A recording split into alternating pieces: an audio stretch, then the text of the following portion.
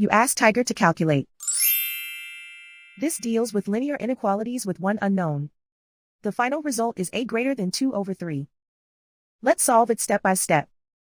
Group all constants on the right side of the inequality. Subtract 5 from both sides.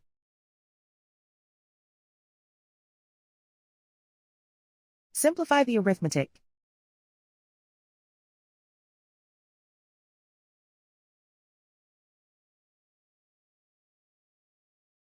Isolate the a. Divide both sides by 3.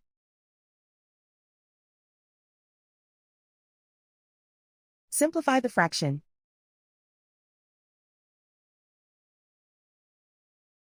Plot the solution on a coordinate grid.